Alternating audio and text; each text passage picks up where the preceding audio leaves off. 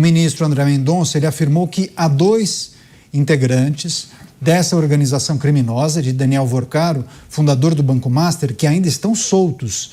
Quem vai trazer os detalhes da notícia, dessa informação, é a Júlia Firmino, chegando ao vivo aqui em Os Pingos nos Is. Júlia, ótima noite a você. Então, de acordo com Mendonça, teremos mais presos nesse caso do Banco Master? É isso que se espera? Bem-vinda.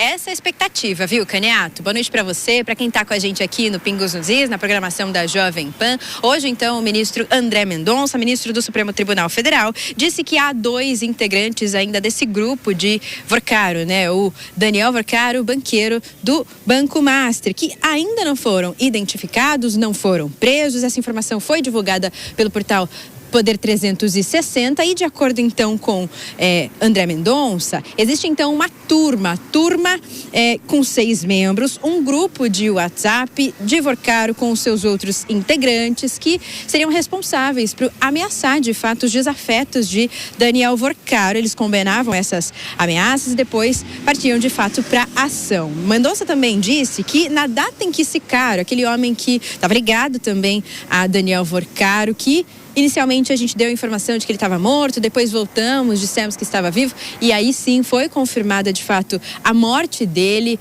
dentro da prisão.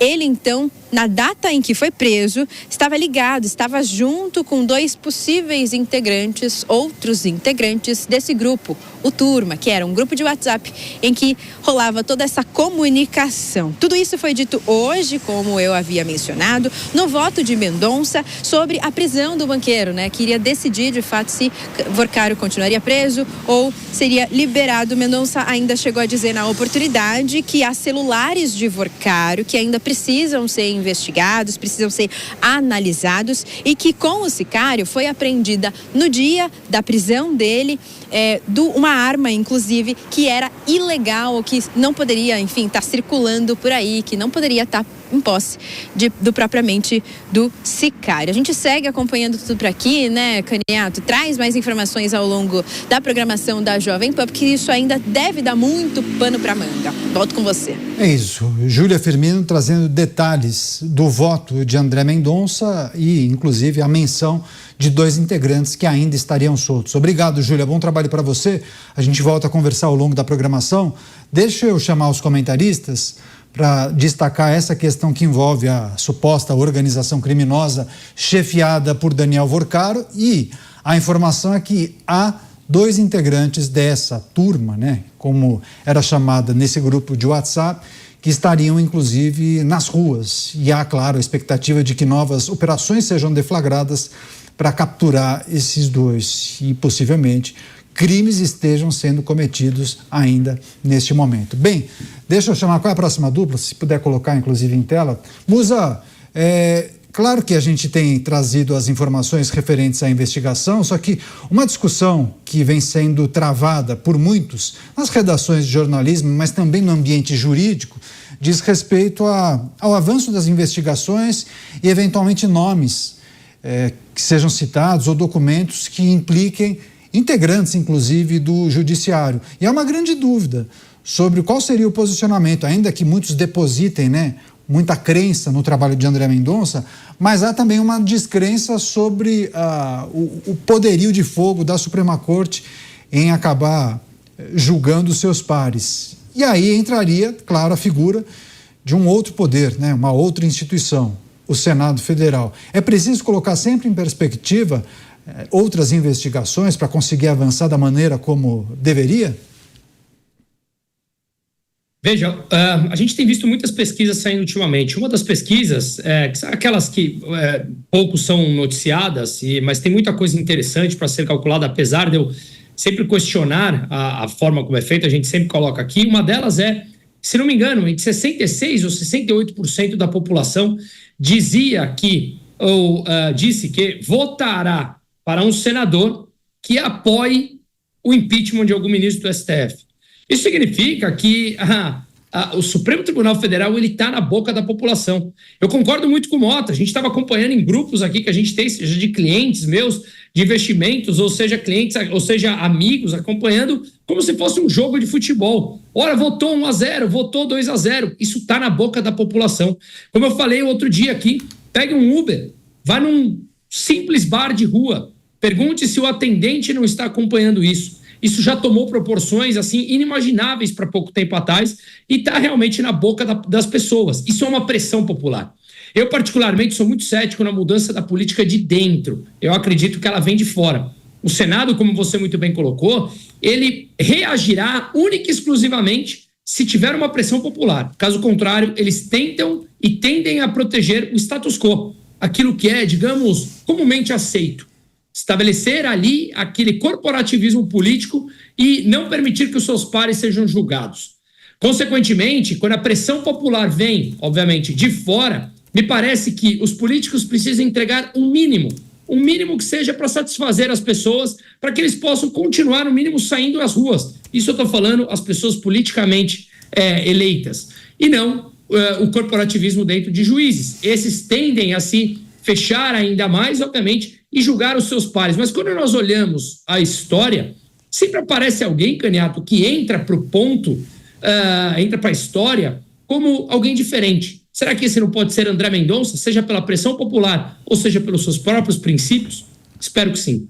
Pois é, mas é legal o Musa ter mencionado isso, porque ele fala da história, e a história recente diz o seguinte: Mota, no âmbito das investigações, a Polícia Federal conseguiu identificar a citação ou informações que conectavam todo a compra e venda da participação de um resort a uma empresa, e nessa empresa tinha participação, era uma SA, uma sociedade anônima, de um ministro da Suprema Corte. Pois bem, e aí o responsável pela Polícia Federal sugere ao presidente da Corte que aquele ministro, que inclusive relatava a investigação sobre o tal banco, ele fosse declarado suspeito, né? E aí essa informação é inclusive debatida dentro do Supremo, e integrantes do Supremo teriam ficado revoltados, porque na avaliação desses integrantes do Supremo, a Polícia Federal, ao se deparar com o nome de um integrante da Suprema Corte, deveria pedir à Suprema Corte a autorização para investigar figuras da própria Suprema Corte. É um emaranhado de informações, mas é preciso ser bem didático, porque é até difícil a compreensão. E aí eu lhe pergunto, Mota, diante disso, causa uma certa preocupação para muitas pessoas, caso nomes venham à tona, informações, documentos sugiram participação ou algum envolvimento de integrantes da Suprema Corte nesse caso, se o trabalho de André Mendonça conseguiria avançar da maneira como todos torcem, né? Você até falou em algo diferente estaria no ar. Não lhe causa preocupação também que nas minúcias o poder de fogo acabe sendo minado? Sem dúvida, Caniato. Esse é o problema clássico do Brasil, né? Quem fiscaliza os fiscais, quem guarda os guardiões, quem julga os julgadores. Esse problema não é restrito ao judiciário, não é restrito ao caso do Banco Master. A gente está vendo agora, no escândalo do INSS, o surgimento do nome do filho de uma figura ultrapoderosa no Brasil, bem no centro do escândalo. E aí, o que vai acontecer agora?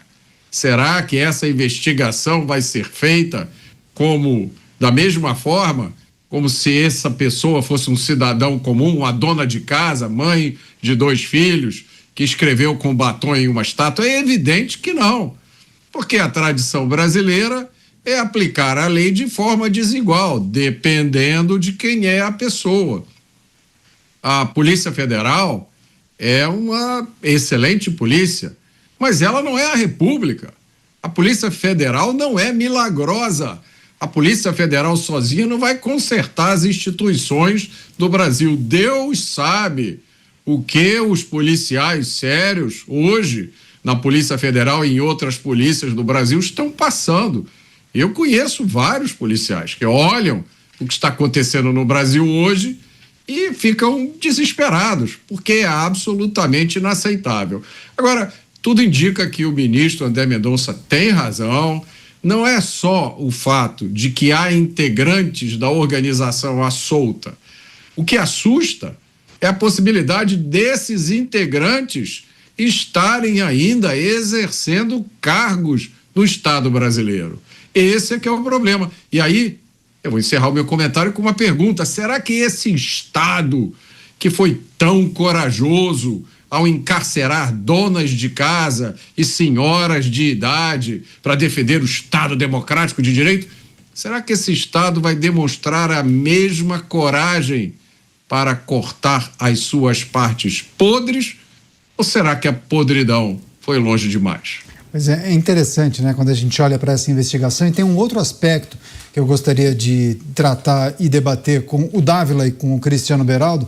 Dávila, alguns institutos nessa semana, antes de passar para o Dávila, eu só preciso dividir a rede agora, uma rápida parada para você que nos acompanha pela rede de rádios. Mas nós seguimos com os nossos comentaristas. Deixa eu passar para o Dávila, só lembrando que 2 institutos de pesquisa bem conhecidos, Dávila, fizeram levantamentos questionando a população a respeito da confiança nas instituições brasileiras. E é preciso lembrar, quando veículos de comunicação noticiam que o Daniel Vorcaro, o banqueiro, promoveu festas e eventos, e em especial em Londres, na Inglaterra, com várias autoridades, né, figuras do Judiciário, do Congresso Nacional, até diretor da Polícia Federal estava lá, e aí degustaram um uísque caríssimo. Daí a população se pergunta, bom, mas dá para confiar na instituição? Essa proximidade que essas figuras tiveram lá atrás, isso pode interferir no avanço das investigações? São perguntas muito normais de serem feitas, né, Dávila? E aí, o que é preciso colocar quando a gente apresenta uma relação relativamente próxima entre essas figuras e agora noticia o avanço das investigações? O que esperar? Renato, é preciso separar as duas coisas. Primeiro, esse 42%, o índice mais alto de desconfiança da população em relação ao Poder Judiciário, é retrato do que a Suprema Corte fez no passado. Fez até, ou está fazendo. Não é só o uísque num clube, são várias ações que começam lá atrás. Se a gente quiser puxar, pode ser lá do impeachment da Dilma, depois o inquérito a fake news em 2019, e aí daí para frente os famosos julgamentos do 8 de janeiro, ou seja, uma série de decisões embasadas na política e não na defesa da Constituição. Isso transformou o Supremo, que deveria ser a casa da serenidade, da estabilidade constitucional, da previsibilidade do cumprimento da lei, num tribunal de exceção altamente volátil. E essa volatilidade gera insegurança, e gera insegurança, gera descrédito. Então, este é o retrato desse 42% de impopularidade, de descrédito hoje do Poder Judiciário.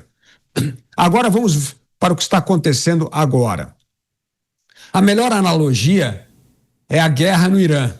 A guerra no Irã tem uma coisa interessante que está acontecendo, que é o que os analistas hoje chamam, Caniato, como as consequências não intencionais. Você começa a guerra, só que você não sabe como é que vai acabar a guerra.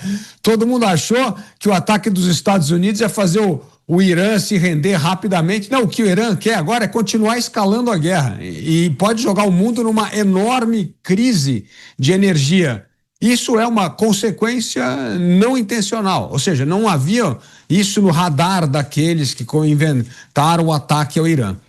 Neste caso, são as consequências não intencionais, porque a atitude de um relator no Supremo, acompanhada hoje do voto de mais 2 membros da Corte, a pressão da opinião pública, a pressão da imprensa, as investigações hoje sob uma nova luz na Polícia Federal, sem aquela coação que a Polícia Federal estava sentindo antes do relator André Mendonça assumir o cargo, isso muda completamente. Então nós estamos adentrando a um território das consequências não intencionais, porque não vai parar isso. Essa pressão da opinião pública, a pressão da imprensa, as investigações na Polícia Federal, os vazamentos, as decisões da Suprema Corte não vão parar esse processo.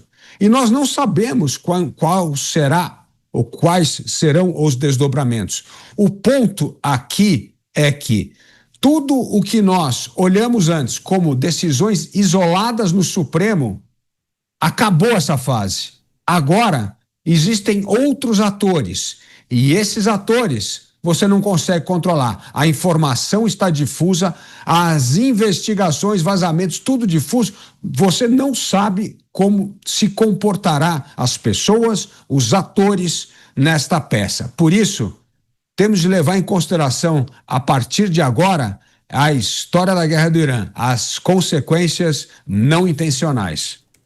Pois é, e você, Beraldo? Deixa eu só receber a Rede Jovem Pan, todos conectados aqui em Os Pingos nos Is, os muitos aspectos que envolvem o caso do Banco Master, mas nós falávamos sobre o aumento da desconfiança dos brasileiros nas instituições, né? 2 institutos divulgaram números muito interessantes em relação ao aumento da desconfiança, sobretudo quando a gente olha para o judiciário. E você, Beraldo, a retomada da confiança nas instituições, mas a gente poderia focalizar na Suprema Corte, passa necessariamente por um processo que siga rigorosamente a legislação, no caso do Banco Master. É preciso punir quem cometeu crimes, não? Sem dúvida alguma. Aliás, esse é um grande problema do Brasil.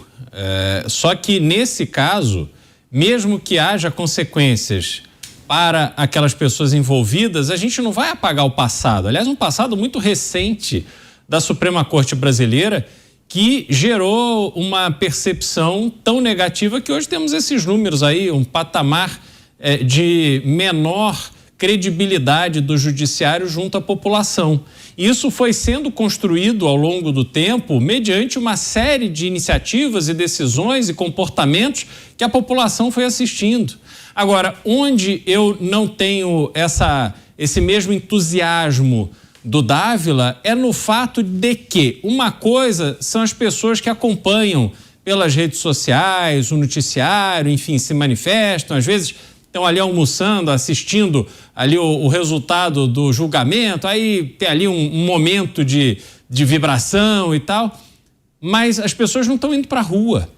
E nós tivemos uma manifestação há 15 dias ou talvez 3 semanas em que, na Avenida Paulista, o candidato Flávio Bolsonaro disse que a luta daquelas pessoas que estavam ali não era contra o STF.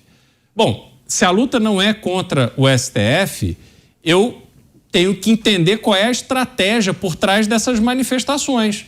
Porque o STF acabou por absorver grande parte das frustrações da população brasileira diante de decisões institucionais que foram sendo tomadas. E a gente não pode ignorar o que passou. Para que as coisas mudem, Caniato, essa mudança tem que acontecer dentro da lei. Só que, do jeito que está, nós não teremos nenhuma mudança. Eu lembro do que aconteceu no regime militar. Quando o governo militar assumiu em 1964, nós tínhamos um Supremo Tribunal Federal alinhado com as expectativas do então presidente João Goulart, que aderiu ali às bandeiras comunistas, tomando medidas efetivas dentro do Brasil que estavam ali alinhadas com o comunismo, e se aumentou, o governo militar aumentou o número de ministros e conforme os ministros foram se aposentando, voltou-se então para o número de 11 ministros no Supremo Tribunal Federal, já com uma outra configuração. Talvez o caminho agora seja esse, porque eu não vejo nenhuma possibilidade de um novo Brasil surgir, não só com este mesmo Supremo, mas eu não vejo nenhuma possibilidade de um novo Brasil surgir com essa mesma Constituição.